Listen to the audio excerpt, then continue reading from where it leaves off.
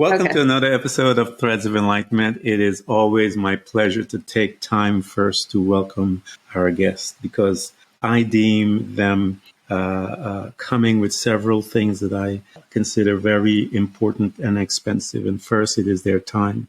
And Debbie, I thank you for coming and spend some of this commodity with us here at Threads of Enlightenment because I know how precious that is. And every minute, every second, we pray that it would be utilized and be used for servanthood. The other is your journey. I thank you so much for coming and trusting us with your journey. It houses pain. It houses great power. It houses strength. It houses you. And I want to create a space by which you can be at ease so that you can share with us you. Thank you so much for coming to Threads of Enlightenment. Oh, thank you so much, Ken, for having me. I look forward to our conversation. Excellent. Tell the people about those things that you have created, the books that you have given birth, all of the other things that you have and that you have released from you and from your journey. Well, since I've been on my journey, it's been exciting. I did leave corporate America after God spoke to me, and I finally decided to start to listen because all the other times he spoke to me, I didn't because I didn't understand my faith, mostly because the people around me did not see the same visions or could see what I was being told by God. And I was miserable. I was in a miserable job where I was told this was the dream and all these wonderful things were going to happen to me with a big title and a lot of money. And it just became really ugly really fast. I was miserable. I was afraid that if I stayed much longer, I was going to die. I didn't want to die. I just felt like I would die. And I just asked God for help. And one day I was sitting backseat in a car going to visit some family. And I just heard a voice say to me very loudly, I want you to leave this job and start writing. And it sounded radical. And all the times I didn't listen to God, I was like, this time I think I should listen. And I'm not going to look back. And I haven't, thankfully. I mean, I question it a lot of times. I won't say that I don't. But God's been taking care of me, and I am beyond grateful. So I left my C-level job, which, again, to everybody around me didn't make sense and seemed crazy. And there was a lot of people that weren't too happy with me about that. But I did write 3 books. I never set out in my life to be a writer. I enjoyed writing a bit in college. I did some writing after college. But again, I was told, like, you're not a writer. Why are you doing this? This is sort of a waste of time. And I let that go because I listened to what everybody around me told me. So I wrote 3 books. The first 2 are related, Precious Fragile Things and Live to Tell, where I just started about a journey. And a lot of it does mirror some of the things that I've been through in my journey of knowing and feeling when I was born and being confused and not understanding it and really still being a part of my old life. And there were so many things that were connected from my old life that I was trying to figure out, and attachments to people in this life that I was like, but why do I know you? And getting visions and signs from people I never met before, but I knew that I was related to them. And just having this journey of connection with God and not really understanding that, but knowing that I was loved and protected. And it just kept leading me into beautiful destinations. So that's a mirror of my real life and the book as well, in a different character and different people and all sorts of stuff. So I took my story and just mapped it into different characters and not realize how closely connected the stories were. And I was so emotionally into these characters that I decided to write another book to sort of tie up all the loose ends that were out there and show the connections in the afterlife, which I think played out really well and exciting of, oh my gosh, now that makes sense of why she met that guy that one time. You're like, oh, okay.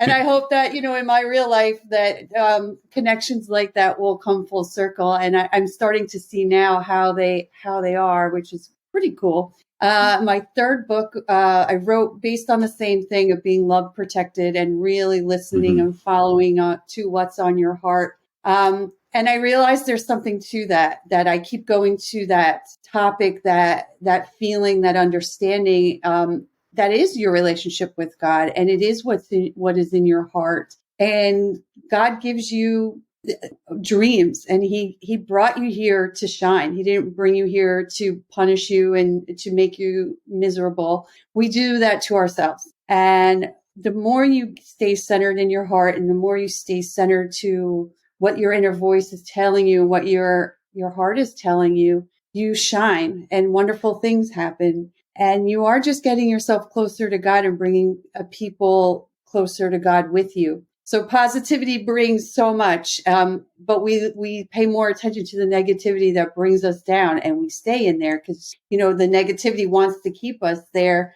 But there's always God and his angels and saints and all of that. They're like, no, I think you're better off over here.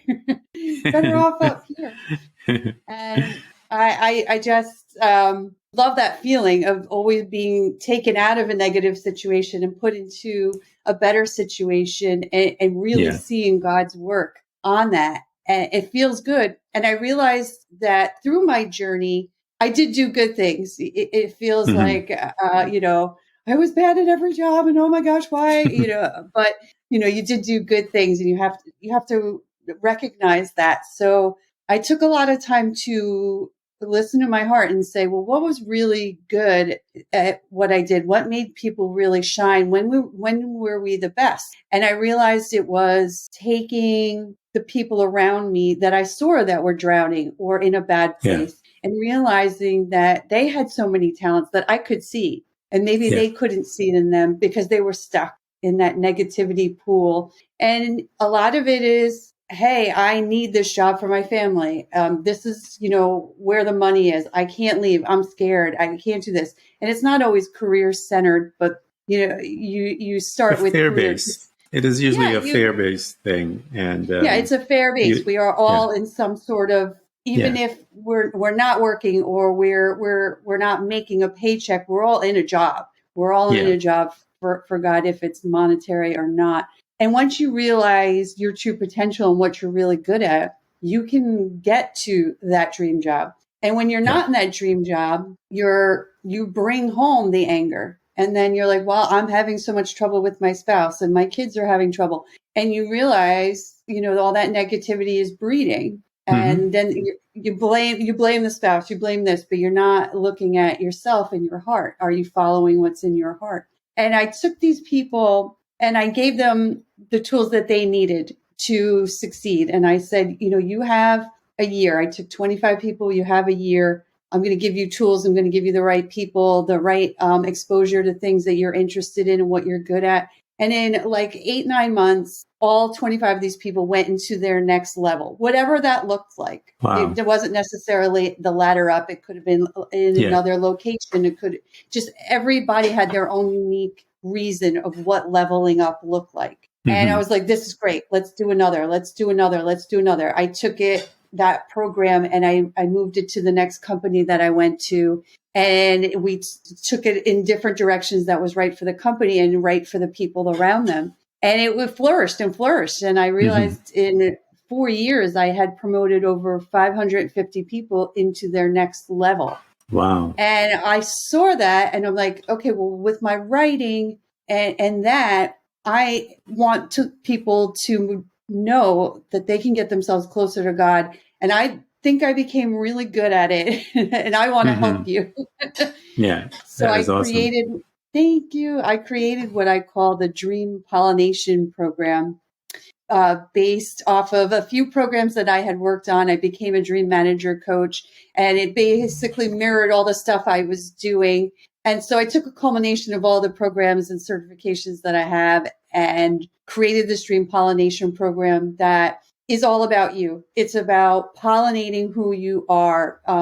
Bees are the most beautiful insect. They're impossible. They do impossible things. They shouldn't be able to fly. And they don't want to be bothered. They don't want to bother you either. And I know we all freak out when a bee comes near us. They want no part of you. They just want everything around you to be beautiful and to make everything shine bright. And, you wake up and you have this beautiful landscape of flowers around you, or somebody brings you flowers. There's no coincidence about that, because they make us smile. So their philosophy is, if everything around you is beautiful and shining bright, that just makes you beautiful and shine brighter. And so my name origin is Devorah, the bee seeker. So I take that as Dream Pollination. So I take that and I teach you what it looks like to be in a dream cycle, in a dream seasons. And you're on this path of finding your dreams. You go through, well, I'm going to go home and tell my husband that I want to be a professional skydiver. And what's the first thing they're going to say is, I don't think so. That's crazy.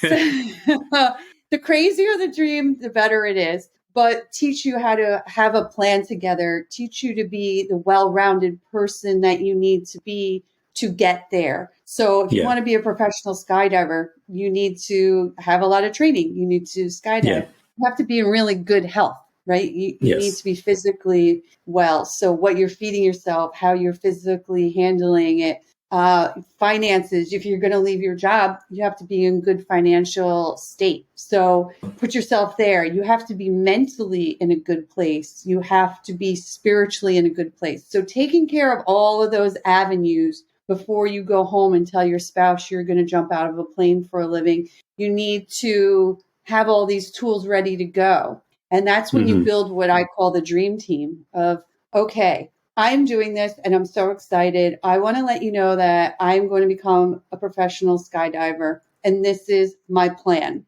And once you tell, your spouse is probably still going to try to walk you off the ledge. But if you have a plan and you're positive and you're confident in it, people will join your team. Not necessarily in a specific order, not necessarily your people you think they're going to be, but you will be building a team and people will love and appreciate what you're doing, because you're doing it for yourself and you're doing it from what God has given you in your heart, and they will come on board. And so we go through all of that. Yeah. So Debbie, after, and I love your resume as you've been talking about, and your accomplishment as far as the amount of people that you move forward. But before all of that, I want to go back a little. I wanted you to tell your story so that we can get a picture of what you have accomplished.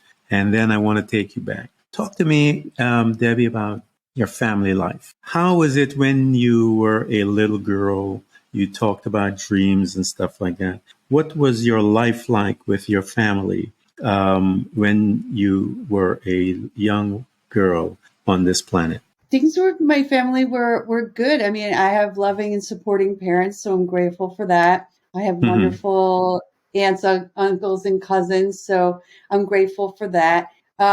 It was never a question of the belief in God, because everybody believed in God and went to church. It was just things that were happening to me spiritually were hard for me as somebody that was in my head an adult person from a previous life, that I don't even know what that looked like, but I knew I was an adult and I knew some characteristics as being a baby and a young child, to just try to explain things they didn't understand. So now that I'm older and that I've done a lot of work and homework of learning all of these understandings, I would be going through a spiritual experience and my parents would think I was having a bad dream, or I see something and it was like, oh no, that's not there. Oh, you're a cute kid. You have an imagination. And it wasn't just my parents that would say that. It was, people around me.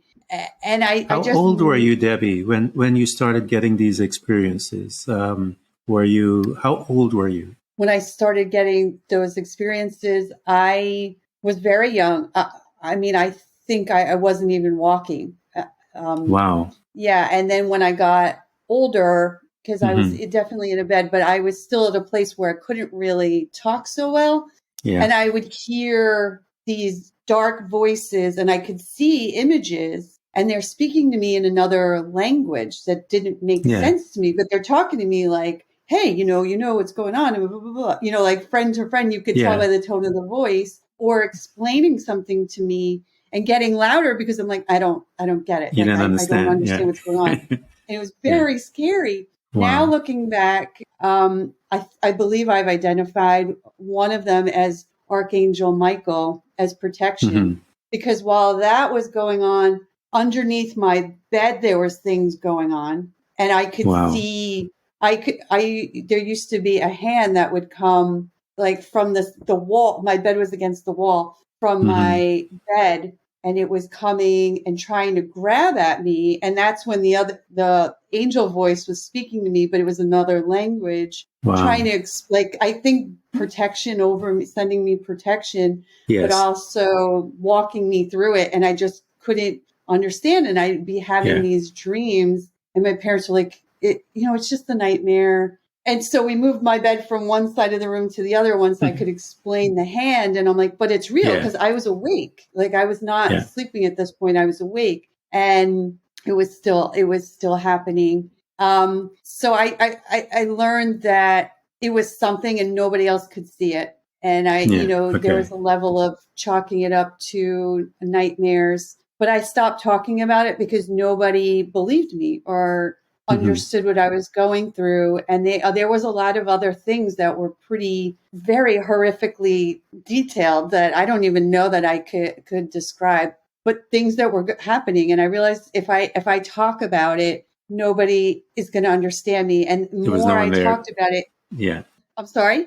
There was no one there to truly grasp what was happening to you, about the spiritual aspect that you were exposed and seeing all of these things. So I'm sure they probably called you names or tell you to be quiet and all that type of stuff as a result, because they're not understanding, if you will. Yes. And as I got older, sort of a lot of the torture got stronger. Wow. And I learned, and when I was very young, I was so terrified of falling asleep, because it would happen when you're in that certain REM. And I would stop sleeping because I was so afraid to go to sleep, because I was afraid of the torture. And I brought that with me through my whole life. And finally, as an adult in the middle of my life, learning what it is and learning that, I am loved and protected, and God is with me, and there are angels with me. I didn't understand all of that. Like, I knew there was angels and saints and all that. I just didn't realize how deep of a low level, intimate level it would be directly at me, Yeah. I thought it was more of like over and above, and, they're like, you're great, you're doing a good job, keep going.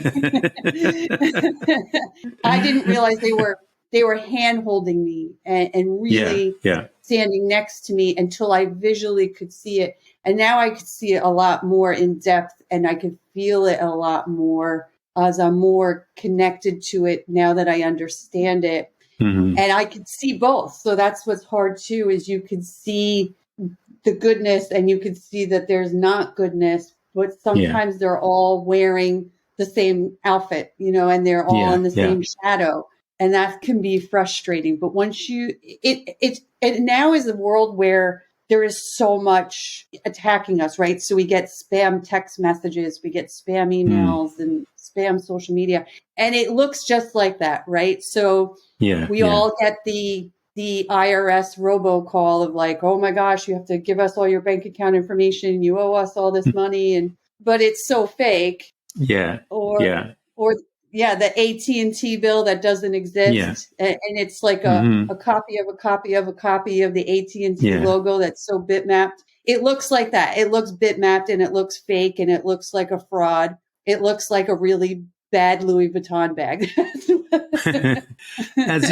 Debbie, as you're moving through life, I mean, here's this young girl exposed to all of these awareness. Your awareness to the spiritual realm is awaken, if you will. And how did you relate to other people? I know you couldn't share that, but when you were moving through high school and stuff like that, how did you relate to people and having these experience, how did you connect it to people based on, and this thing is happening to you at nighttime, you're trying not to sleep, and all of this stuff happening with you. How did you manage that? Well, I mean, I'm very blessed that the majority.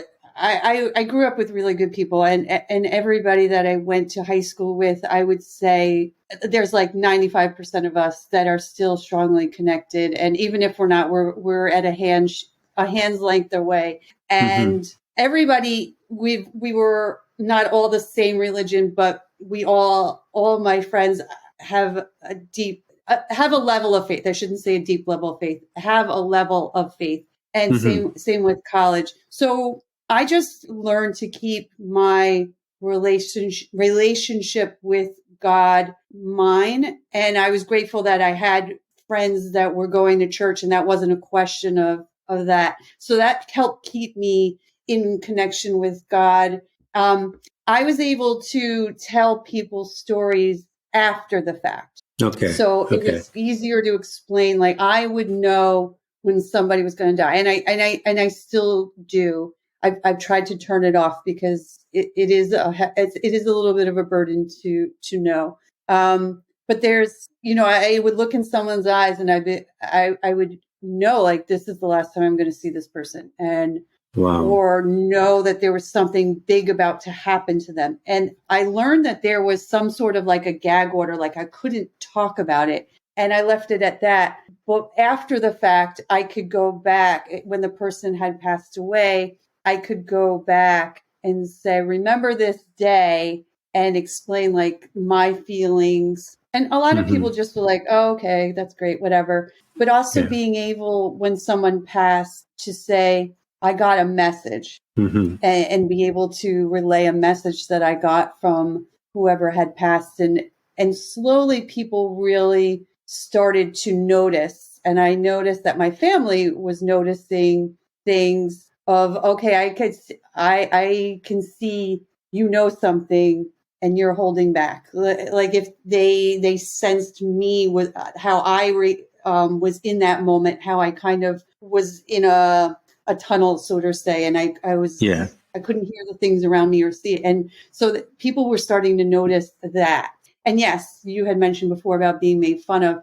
Friends that didn't get it would make fun of me about that kind of stuff. And so I didn't know, couldn't see myself. So I didn't see what I would look like going through those moments of feelings. And a lot of it was really strong. And there was a lot of torturous things that would happen during the day as well, that again, you get made fun of, and you either dismiss it or you join the crowd to make fun of yourself. But again, it makes you second question where you are. And especially when you're at a place in your life where you're learning and you're confused and you need to be trusting God's voice to you, and you're being told no. When your family started and people started to notice, and they came to you, and then they would inquire, hey, Debbie, you know something. How did that make you feel, Debbie, as an individual? Did you feel like it started to validate some of what was happening with you, or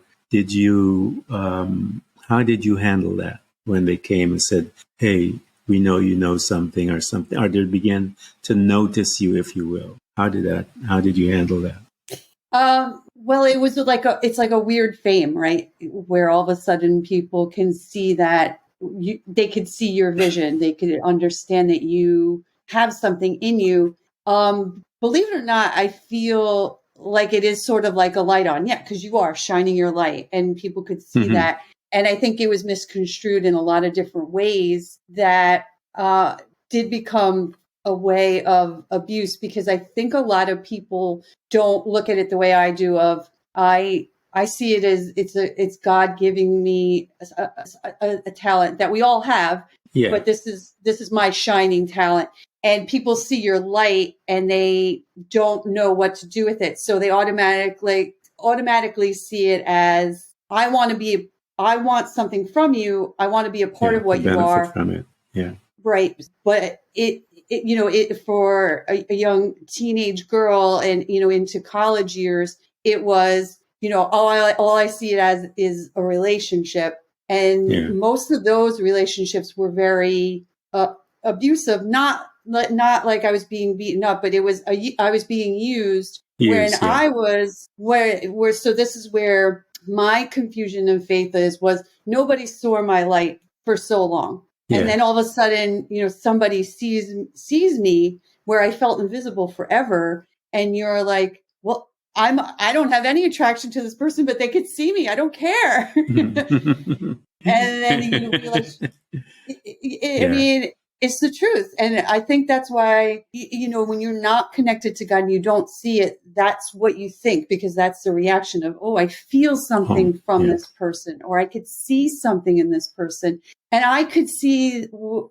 their potential. That's not necessarily what they were at that moment. I could just see their potential. So that was a very confusing phase in my life, in my world of, it's like, well, I'm in all these bad relationships and none of them work out. And I don't get it. Like, I don't understand it. I'm going after the wrong person. Right. Yeah. So how did you navigate through college? I know, and you started writing. You said you started approaching some form of writing. When you got into college, Debbie, where did you gravitate to as far as your field of study, and why did you think you gravitated there? I was originally going to a different school, and I was supposed to be a dancer and join their dance team. I last minute had to change and stay home for school because things weren't going so great in my family at that time. And I was asked to stay home. So I didn't really have as many opportunities at the school that I chose that was very close to home as I did in the other schools. So I was going to minor in business, and I decided to just major in business. And I figured if dance was going to be a part of my life, it would figure itself out. I did start college as a ballet teacher, and I just was like, this isn't where I want to go with that. So I was just like, hey, I don't want to be here. I don't want to miss out on my college experience either. So I'm going to make the best of it. And I became a business major, which I'm really glad I did, because I could never be. The other real choice was to go into liberal arts, and almost everybody walked out as being a teacher. And that was just not going to happen for me at all. But I did make great friends, and I did join a sorority. I wanted to be part of everything. So I did have a great group of friends, and it wasn't always, bright and shiny, but I am grateful for them and the experience and being a part of it. And I also, right now, as an alumni, I'm pretty active on campus still, which is exciting. I'm going to an event later on today there. So nice. I think, God puts me there for a reason. There was many instances that happened right away that I was like, I don't want to be here. Like, get me out of here. I'm leaving. Yeah. And one that I think is very important was there was this gentleman that was in my class that was handicapped, and he couldn't write. He was in a wheelchair. Greatest guy ever. And the teacher was like, can somebody make a copy at the end of class of your notes? I was like, oh my God, I would love to do that. And the professor was like, you can use the computer in, our main department office. And it was in the same building. And, don't worry, you don't have to pay for it or anything. And I went there, and this woman came at me, screaming at me, like, how dare I just go up to this printer and use it? And who do I think I am? And I was explaining what was going on. And I was doing it for a classmate, and I had permission, and she would not stop. Like, she didn't let it go. And I was just like, I'm doing something good for somebody, and I'm being reprimanded for it.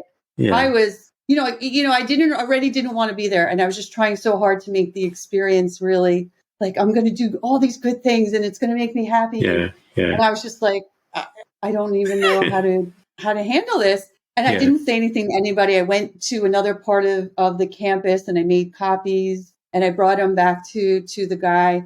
And my professor found out about it. And he's like, I heard what happened. And I was like, oh no, what do you mean? And again, it goes back to that feeling of nobody trusted me or was listening to me or could see me all those other times. So anything that was physically happening to me, I always decided I did something wrong. It must be me. It must be me. And the professor was like, oh my goodness, like that is not okay.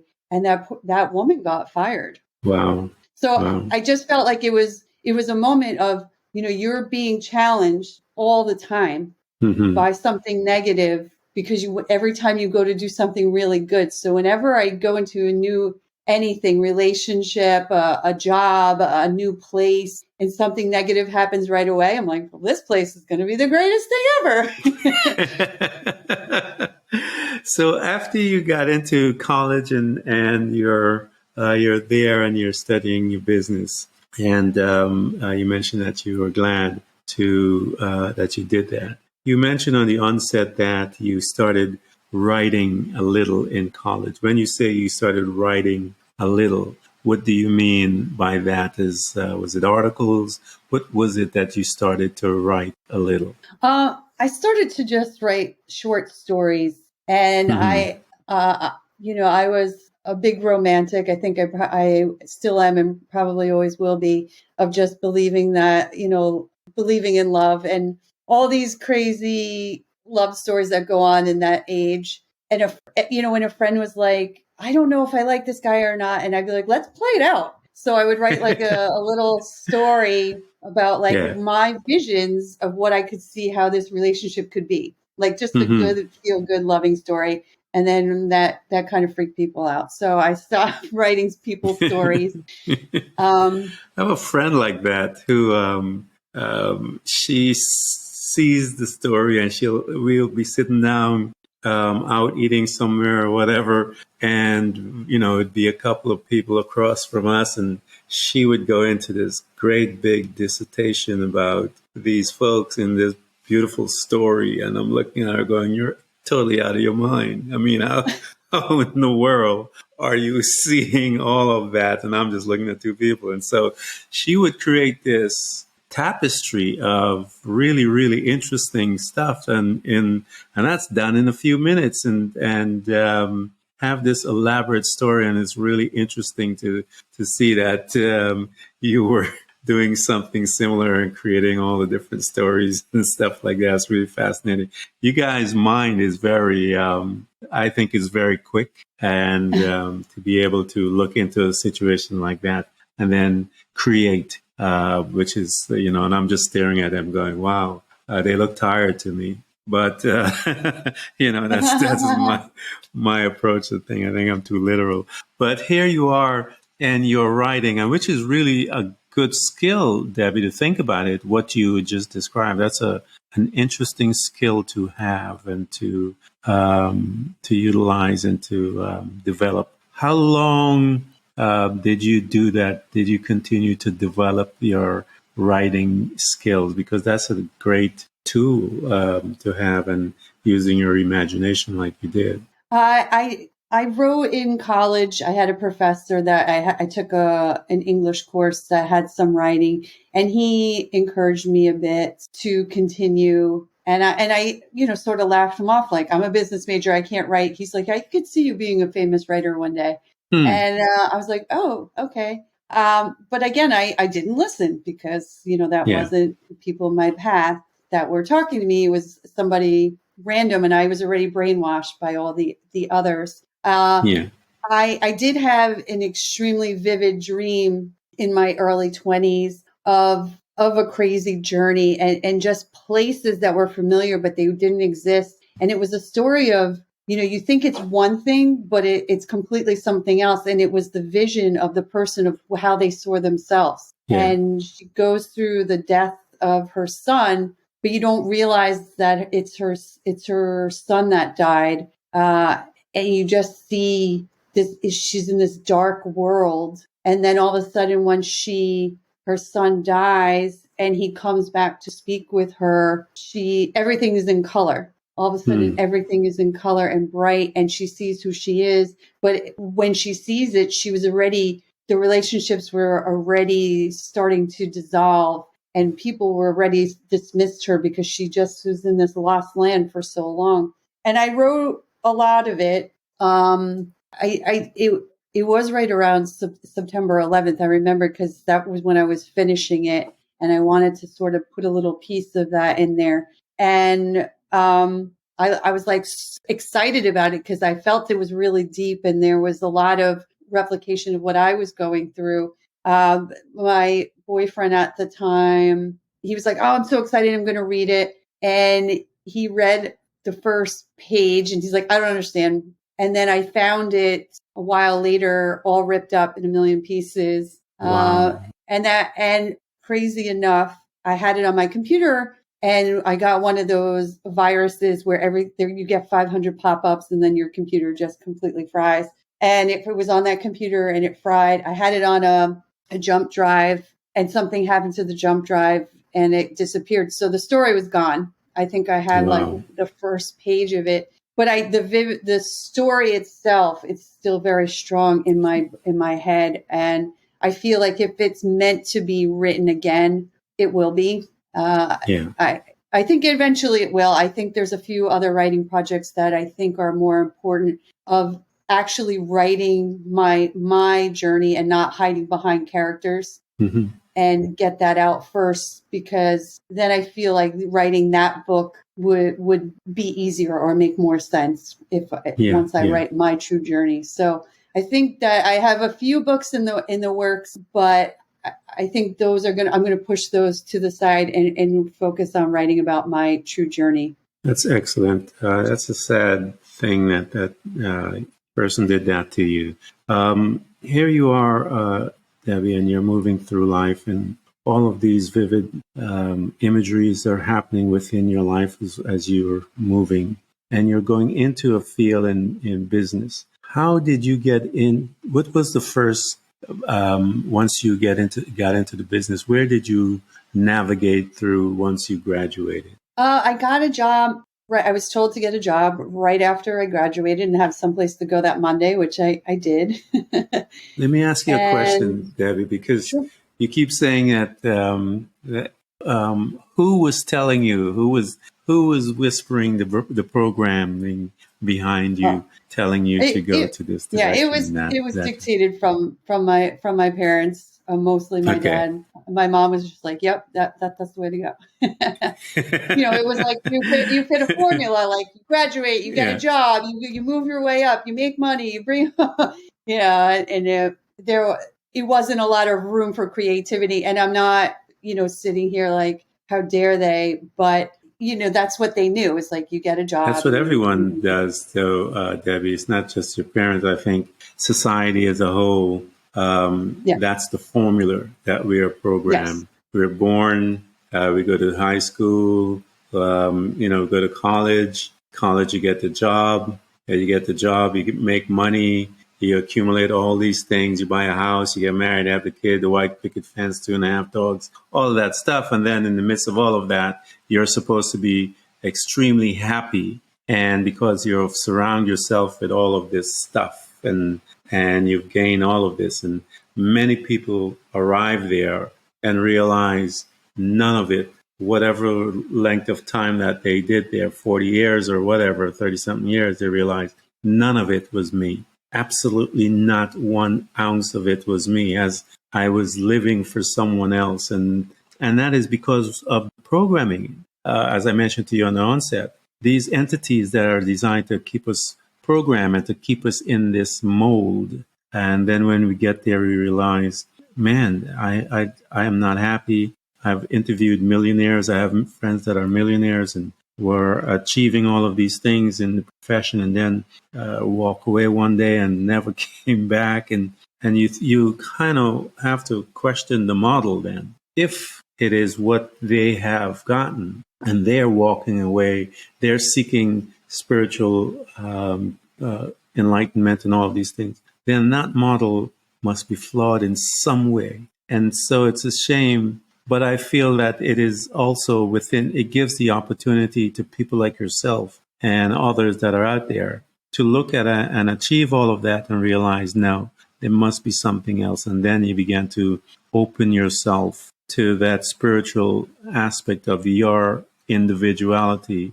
And that's where the real journey begins, because it's that space, Debbie, that you start looking at all of the reasons behind your thoughts as to why did that thought originate?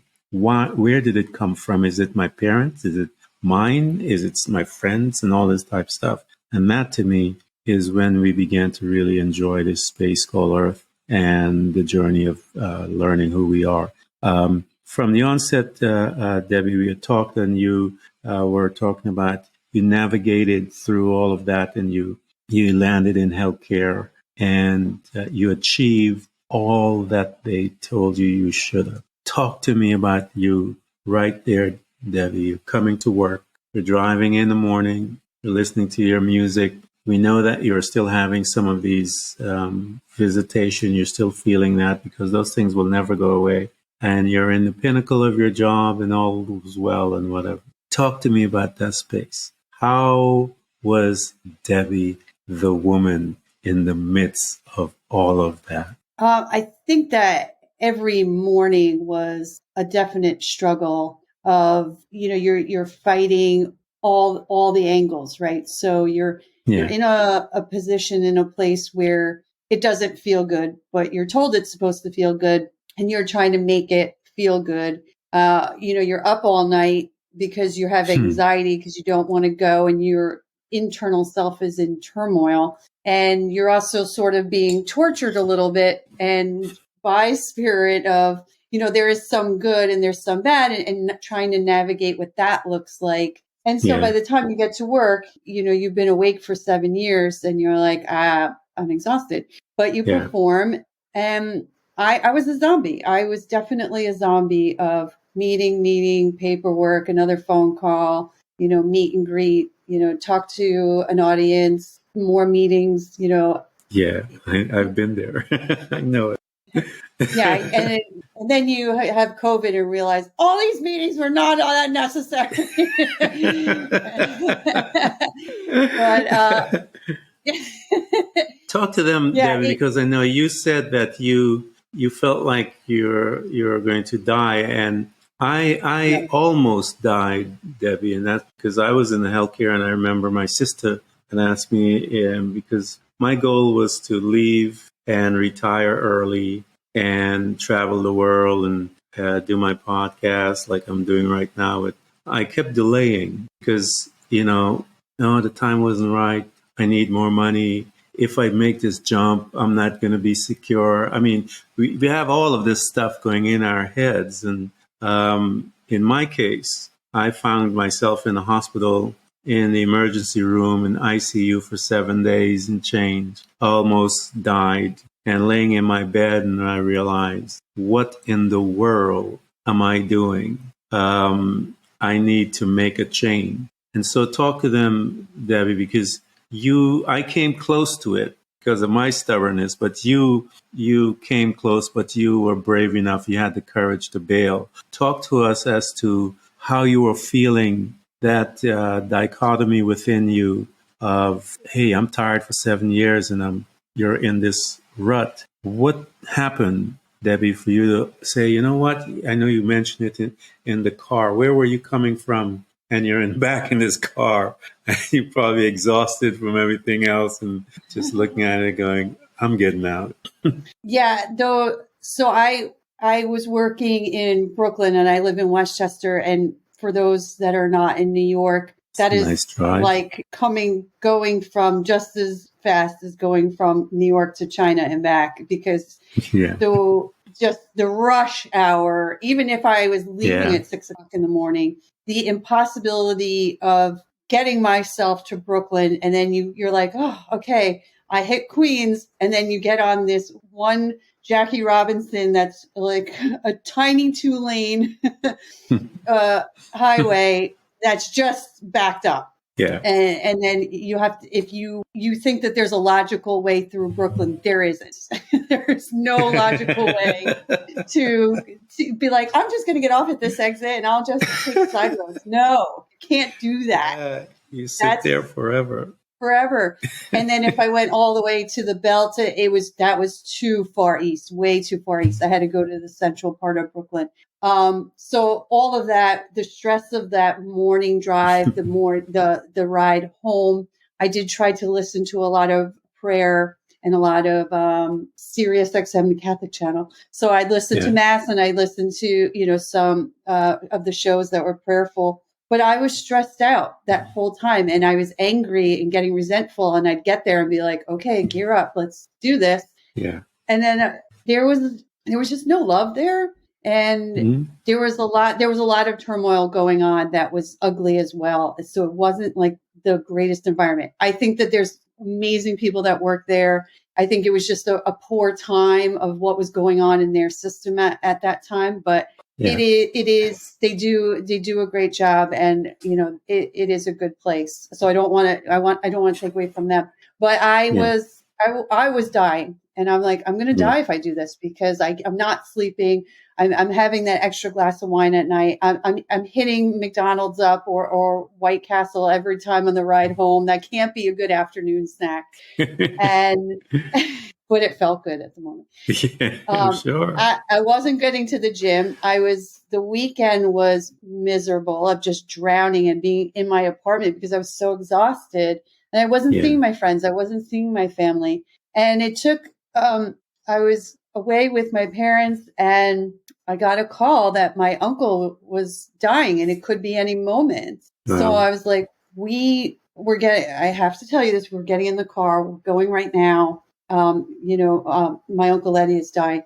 And my dad needed to drive to keep himself distracted. So I sat in the back seat and I had my laptop and I was going to do some work stuff. Mm-hmm. And something was like, there's this little story in my head. Maybe I should write it. And I just started, I was like, this is so silly, but it was just very distracting that if I didn't put it on paper, I couldn't concentrate. So I started putting it on paper, and then I heard God just saying, like, doesn't this feel good?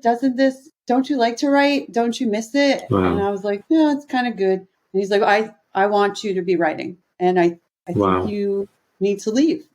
Why don't you just write? Why don't you listen to me this time and just write? And I will take care of all of it. And it was that moment. And then just, watching somebody in their last moments of their life and realizing, am I going to just go through the motions until I get to this place? Yeah. Like, am I living while somebody that's very close to me is dying and I'm still here and I'm not living? So, I want to give something to myself. I owe myself, but I don't want to be a living zombie, and I don't want to die in regret or anger, or just die because I have died inside. And it could happen really fast if I keep this path up. And in the next few months, if I'm still doing this, my health is going to be in a really bad place. And I'm going to be there. I'm going to be in that bed where he is right now fast. And I was just like, I don't really think I have a choice. I think I just have to go. And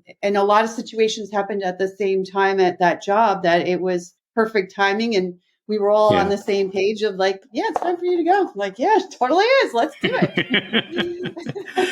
That is perfect. It is, and it's a good place to be, once you are obedient to your calling. And I believe that we all came here with certain gifts, and we look within ourselves, and that's where we'll find it. And I believe that many of us dance with it, Debbie, earlier in our lives, and we put it aside, and then it takes something later to bring it back.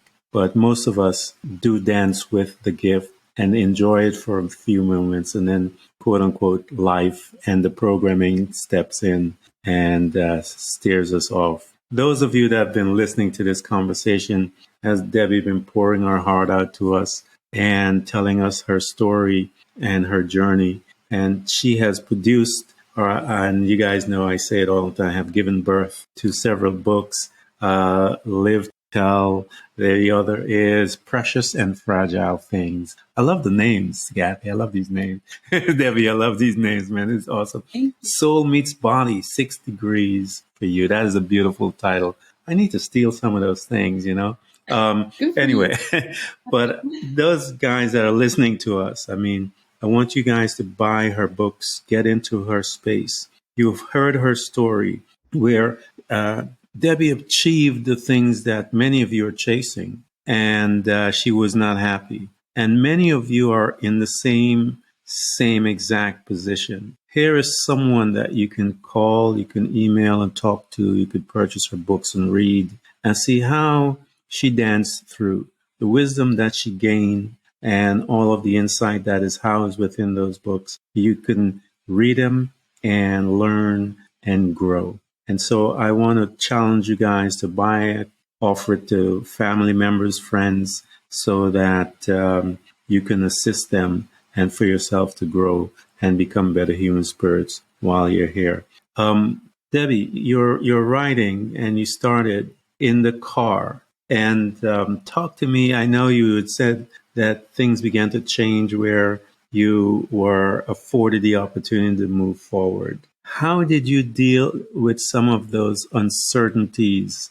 Because now you're stepping out on your own, as they say. How did you handle some of those uncertainties when you sit down and you're by yourself and they arrive via a thought? How did you deal with it? How did you walk yourself through those? I definitely learned what an anxiety attack looks like and learned what it really was. Yeah. I mean, understood anxiety, and I realized when it was happening, times of day, the same panic, and realized it doesn't exist. It's just dust. It's just a cloud of dust that's getting in my way and in my vision. And the more it would approach me, and the more I just was like, you're not real. You don't exist. You're a broken record. And I fed you for too long. And this is just not helpful. And this isn't what God wants for me. So thank you for coming, but you have to leave. And it doesn't happen just you do it once and walk away. I mean, I think it's a process that you have to practice often. And sometimes for me, it's every day. But the more you kill it with kindness, so to say, of you don't exist. And I've done a lot of deep meditations on what exactly my fear looks like and what is giving me anxiety. And I found it as like this little cute little animal. It looked like kind of like a little monkey that's like super tiny, and it just claws in my heart. And I was able to pick it up off my heart and give it to God and, and talk to it and be like, why are you here? And it's like, well, I only know you. I don't know anything else. And you want me to leave, and I don't know what I'm going to do. And I don't know who I'm going to be without you. And it's just your fear. It's just fear. And once you give it to God, it just opens so many, it was such a wave of relief and weight off of me. And every time I get anxiety, I just have to go back and remember that passing on to God, that little fear animal, and be able to sort of, I call it like watching him at camp. Be like, he's with his friends and he's having fun, and leave him alone. I know what that entails. And everybody's fear looks different. That's just what mine looks like. But learning to look at what it really is and see that it doesn't exist. It just doesn't. It's just thoughts, and it's just that inside of you that doesn't want to let go. It is, and I'm so glad that you said it. It is just thoughts, and how you manage that thought is still your will. You have to decide, how do you want to manage that thought? Do you want to allow it to get power? You invite it and you entertain it. Once you entertain it, it grows, it becomes stronger and stronger. And as you stated, if you don't entertain it, it becomes weaker and weaker and weaker. And you recognize the feelings that before you would glory in it, if you will. You would just, when those feelings come, you'd hug onto it and go into that depression or that anxiety and so forth. But once you have started making decisions to have a conversation with your fear and anxiety and all of these things, you recognize the energy when it comes. And when you recognize it coming, you stop it. You said, you are not invited here. And I've had those conversations too. I remember I told people that I remember when I broke up my relationship with shame, I had to talk to it. I had actually invited it to come and sit down and let's talk. And we had a wonderful conversation. And I told it, it was time to leave. And we parted ways, and I haven't entertained that guest at all ever again. So I did the same, and I invite all of you guys that are listening to us, sit down, invited to lunch, to dinner, have a glass of wine, and have a conversation and free yourself. Debbie, I want to thank you so much for coming to Threads of Enlightenment. This has been wonderful. Thank you so much for sharing your journey. Oh, thank you, Ken, for having me. This was a pleasure. Thank you so much. Oh, you're welcome.